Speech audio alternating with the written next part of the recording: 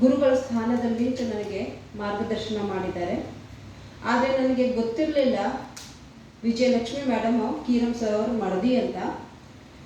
ಸುಮಾರು ವರ್ಷಗಳ ನಂತರ PUC ಮುಗಿದು ಬಹುಶಃ 20 ವರ್ಷ ಆಗಿರಬೇಕು, ನಾನು ಅವ್ರ ಮನೆಗೆ ಹೋಗಿದ್ದಾಗ ಅವ್ರ ಫೋಟೋ ಇತ್ತು. ನಾನು ಸರ್ ಕೇಳಿದೆ, ಸರ್ ಇವ್ರು ಯಾರು? ನನ್ನ ಹೆಂಡತಿ ಕಣಮ್ಮ. ನಂಗೆ ಆವಾಗಲೇ ಗೊತ್ತಾಗಿದ್ದು ಈ ಟೀಚರ್ ಕಿರಂ ಸರ್ ಅವ್ರ ಮಡದಿ ಅಂತ. ಯಾಕಂತ ಹೇಳಿದ್ರೆ ಅಧ್ಯಾಪಕರು,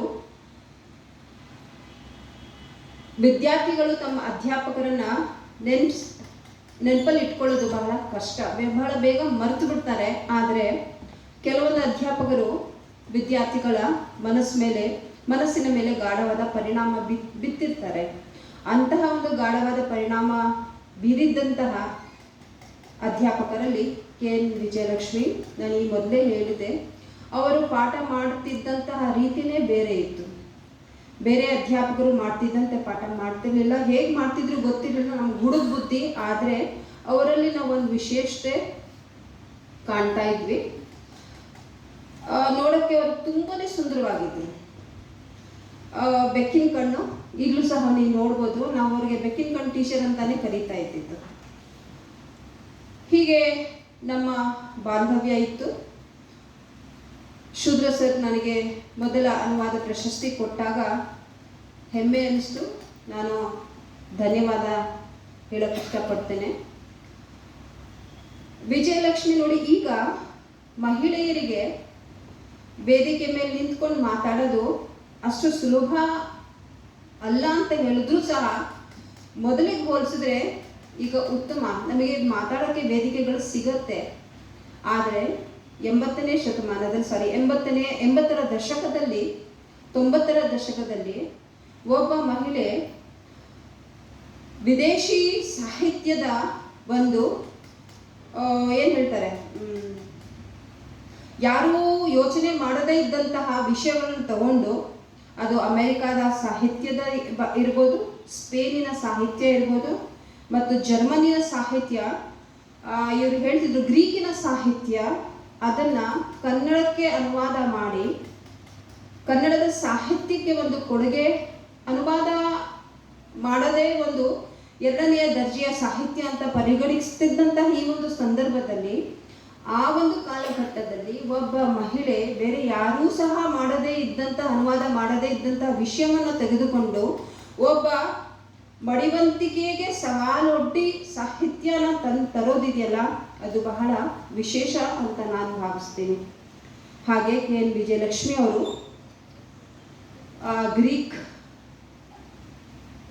ಸ್ಪೇನಿಷ್ ಮತ್ತು ಅಮೆರಿಕಾದ ಕವಿತೆಗಳನ್ನು ನಮಗೆ ಕೊಟ್ಟಿದ್ದಾರೆ. ಸರ್ ಹೇಳ್ತಾ ಇದ್ರು, ಕವಿತೆ ಓದಿದ್ರೆ ಮನಸ್ಸು ಮೃದು ಆಗುತ್ತೆ. ಖಂಡಿತ. ಮನುಷ್ಯನ ಕಠೋರ ಮನಸ್ಸು ಕವಿತೆಯಿಂದ ಮೃದು ಆಗುತ್ತೆ. ಆ ವಿದೇಶಿ ಸಾಹಿತ್ಯದ ಕಂಪನ್ನ KN ವಿಜಯಲಕ್ಷ್ಮಿ ಅವರು ನಮಗೆ ತಲುಪಿಸಿದ್ದಾರೆ. ಆ ಪುಸ್ತಕಗಳು ನಿಮಗೆ ಸಿಕ್ಕಿದ್ರೆ ದಯವಿಟ್ಟು ಓದಿ. ಅದರಲ್ಲಿ ನಾಟಕಗಳಿವೆ ಮತ್ತು ಕವಿತೆಗಳಿವೆ, ಕಾದಂಬರಿಗಳಿವೆ. ಅದನ್ನು ಸ್ವತಃ ಅನುವಾದ ಮಾಡಿ ಇಂಗ್ಲೀಷಿನಿಂದ ಜರ್ಮನ್, ಫ್ರೆಂಚ್ ಮತ್ತು ಇಂಗ್ಲಿಷ್ ಭಾಷೆಯಿಂದ ಕನ್ನಡಕ್ಕೆ ಅನುವಾದ ಮಾಡಿದ್ದಾನೆ. ಆತ್ಮೀಯರೇ, ಅನುವಾದದ ಬಗ್ಗೆ, ಅನುವಾದ ಒಂದು ಪರಕಾಯ ಪ್ರವೇಶ ಮಾಡಿದಂತೆ. ಅದರ ಭಾವವನ್ನು, ಅದರ ಮೂಲವನ್ನು ನಾವು ಧಾರಣೆ ಮಾಡಿದ ಮೇಲೇನೆ ನಮಗೆ ಬೇರೆ ಭಾಷೆಯ ಅನುವಾದ ಸಿಗೋದು. ಹಾಗೆ ನಾವು ಓದ್ತಾ ನಾನು ಶಬ್ದಾನುವಾದ ಮಾಡ್ತೀನಿ. ಅನುವಾದದಲ್ಲಿ ವಿವಿಧ ಬಗೆಗಳಿವೆ.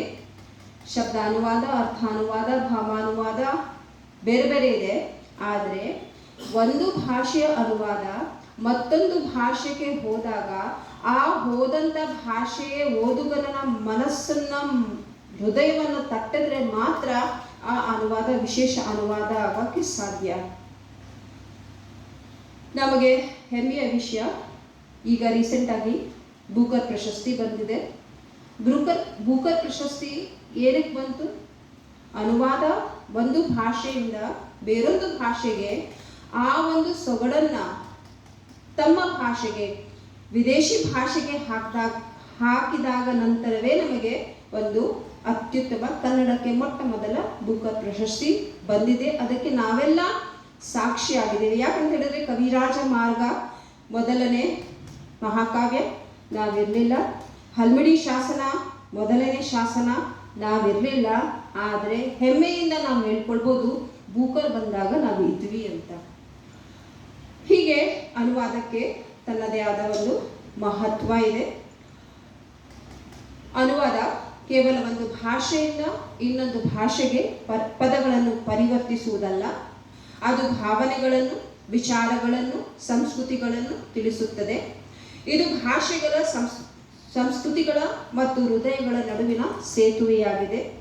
ಇದು ನಮಗೆ ಇತರರ ಕಣ್ಣುಗಳ ಮೂಲಕ ಜಗತ್ತನ್ನು ಅನುಭವಿಸಲು, ವಿಭಿನ್ನ ಸಂಸ್ಕೃತಿಗಳ ನಾಡಿ ಮಿಡಿತಗಳನ್ನು ಅನುಭವಿಸಲು, ಅನುಭವ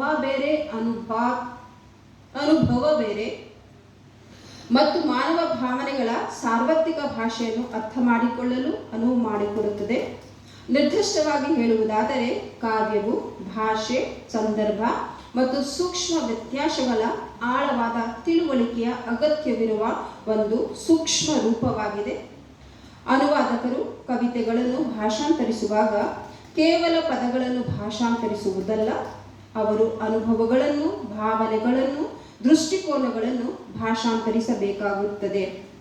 ಇದು ಕೌಶಲ್ಯ, ಸಹಾನುಭೂತಿ ಮತ್ತು ಸಮರ್ಪಣೆಯ ಅಗತ್ಯವಿರುವ ಸೃಜನಶೀಲ ಕ್ರಿಯೆಯಾಗಿದೆ. ಕಾವ್ಯವು ಅದರ ವಿಶಿಷ್ಟ ಶೈಲಿ, ಲಯ, ಚಿತ್ರಣ ಮತ್ತು ಭಾವಗಳೊಂದಿಗೆ ಅನುವಾದಕರಿಗೆ ವಿಶೇಷ ಸವಾಲುಗಳನ್ನು ಒಡ್ಡುತ್ತದೆ.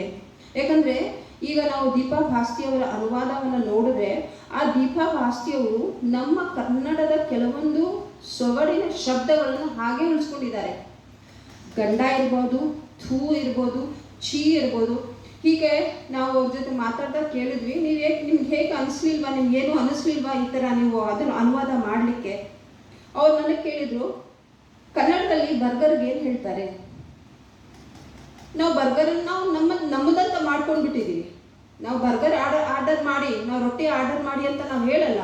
ಈ ಬರ್ಗರ್ ಶಬ್ದ ಹೇಗೆ ನಮಗೆ ವಿದೇಶಿ ಶಬ್ದ ನಮ್ದಾಗಿದೆಯೋ ಹಾಗೆ ಗಂಡ ಅನ್ನೋ ಶಬ್ದ ಹೋಗ್ಲಿ ಅಲ್ಲಿ, ಮಾವ ಅನ್ನೋ ಶಬ್ದ ಹೋಗ್ಲಿ ಅಲ್ಲಿ, ಅತ್ತೆ ಅಂಕಲ್, ಆದರೆ ಇಲ್ಲಿ ಅತ್ತೆ ಇದೆ, ಸೋದರತ್ತೆ ಇದೆ, ಬೇರೆ ಬೇರೆ ಅತ್ತಿಗೆ ಇದೆ, ಆದರೆ ಅಲ್ಲಿ ಇಲ್ಲ.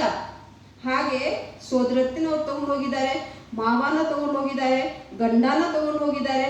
ಅವರು ನಮ್ಮ ಭಾಷೆಯವ್ರಿಗೆ ಗೊತ್ತಾಗ್ಲಿ ಅನ್ನೋ ಅರ್ಥದಲ್ಲಿ. ಅಂದರೆ ಅನುವಾದ ಅಂದರೆ ಬೇರೆ ಭಾಷೆಯನ್ನು ತನ್ನಲ್ಲಿ ತಾನು ಅರಗಿಸಿಕೊಂಡು ಒಂದು ಹೊಸ ಶಬ್ದವನ್ನು ಆ ಭಾಷೆಗೆ ಜೋಡಣೆ ಮಾಡುವಂಥ ಅನುವಾದವನ್ನು ನಾವು ಶ್ರೇಷ್ಠ ಅನುವಾದ ಅಂತ ಹೇಳಬಹುದು. ಅನುವಾದಕರ ಕೆಲಸವೆಂದರೆ ಮೂಲ ಕವಿತೆಯನ್ನು ಮರು ಸೃಷ್ಟಿಸುವುದು ಅಲ್ಲ, ಬದಲಿಗೆ ಅದನ್ನು ಪುನರ್ ಕಲ್ಪಿಸುವುದು. ಹೊಸ ಭಾಷೆಯಲ್ಲಿ ಅದೇ ಭಾವನೆಗಳನ್ನು, ಆಲೋಚನೆಗಳನ್ನು ಮತ್ತು ಅನುಭವಗಳನ್ನು ವ್ಯಕ್ತಪಡಿಸುವ ಹೊಸ ಮಾರ್ಗಗಳನ್ನು ಕಂಡುಕೊಳ್ಳುವುದು. ಇದು ಮೂಲಕ್ಕೆ ನಿಷ್ಠೆ ಮತ್ತು ಹೊಸ ಭಾಷೆಯಲ್ಲಿ ಸೃಜನಶೀಲತೆಯ ನಡುವಿನ ಸಮತೋಲನ ಕ್ರಿಯೆಯಾಗಿದೆ. ಅತ್ಯುತ್ತಮ ಅನುವಾದಗಳು ಕವಿತೆಯ ಅಕ್ಷರಶಃ ಅರ್ಥವನ್ನು ಸೆರೆ ಹಿಡಿಯುವ ಬದಲು ಅದರ ಚೈತನ್ಯವನ್ನು ಸೆರೆ ಹಿಡಿಯುತ್ತವೆ. ಭಾಷೆಗಳು ಮತ್ತು ಸಂಸ್ಕೃತಿಗಳಲ್ಲಿ ಕಾವ್ಯಕ್ಕೆ ಜೀವ ತುಂಬುವ ಅನುವಾದಕರನ್ನು ನಾವು ಇಂದು ಅಭಿನಂದಿಸಬೇಕಾಗಿದೆ. ಯಾಕಂದರೆ ಒಂದು ಕಾಲದಲ್ಲಿ ಅನುವಾದನ ನಾವು 2ನೇ ದರ್ಜೆಯ ಸಾಹಿತ್ಯ ಅಂತ ಕರೀತಾ ಇದ್ವಿ. ಆದರೆ ಈಗ ಆ ಥರ ಇಲ್ಲ. ವಸುದೈವ ಕುಟುಂಬಕಂ ಅನ್ನುವ ಈ ನಮ್ಮ ದೇಶದ ಉದ್ದೇಶ ಏನಿದೆ, ಆ ಉದ್ದೇಶ ನಾವು ಸರಿಪಡಿಸ್ಬೇಕು ಅಂತ ಹೇಳಿದ್ರೆ, ಅದನ್ನು ನಾವು ಕಾರ್ಯಗತ ಮಾಡಬೇಕು ಅಂತ ಹೇಳಿದರೆ ಅದು ಅನುವಾದದ ಮೂಲಕನೇ ಅಂತ ನಾನು ಹೇಳಕ್ಕೆ ಇಷ್ಟಪಡ್ತೇನೆ. ಅವರು ಸಾಹಿತ್ಯದ ನಾಯಕರು. ಪ್ರಪಂಚದ ಕಾವ್ಯವನ್ನು ಎಲ್ಲರಿಗೂ ತಲುಪುವಂತೆ ಮಾಡಲು ತೆರೆಮರೆಯಲ್ಲಿ ಕೆಲಸ ಮಾಡುತ್ತಾರೆ. ಅವರು ಕಾವ್ಯದ ಸೌಂದರ್ಯವನ್ನು, ಅದರ ಎಲ್ಲ ಪ್ರಕಾರಗಳನ್ನು ಅನುಭವಿಸಲು ಹೊಸ ಧ್ವನಿಗಳನ್ನು, ಹೊಸ ಶೈಲಿಗಳನ್ನು ಮತ್ತು ಹೊಸ ದೃಷ್ಟಿಕೋನಗಳನ್ನು ಅನ್ವೇಷಿಸಲು ಓದುಗರಿಗೆ ಅವಕಾಶ ಮಾಡಿಕೊಡುತ್ತಾರೆ. ಆದ್ದರಿಂದ ಅನುವಾದದಲ್ಲಿ ಕಾವ್ಯದ ಸೌಂದರ್ಯವನ್ನು, ಮತ್ತು ಅದನ್ನು ಯಶಸ್ವಿಗೊಳಿಸುವ ಅನುವಾದಕರನ್ನು ಮೆಚ್ಚೋಣ, ಅಭಿನಂದಿಸೋಣ. ಭಾಷೆಗಳು, ಸಂಸ್ಕೃತಿಗಳು ಮತ್ತು ಗಡಿಗಳನ್ನು ಮೀರಿ ನಮ್ಮನ್ನು ಒಟ್ಟುಗೂಡಿಸುವ ಕಾವ್ಯದ ಶಕ್ತಿ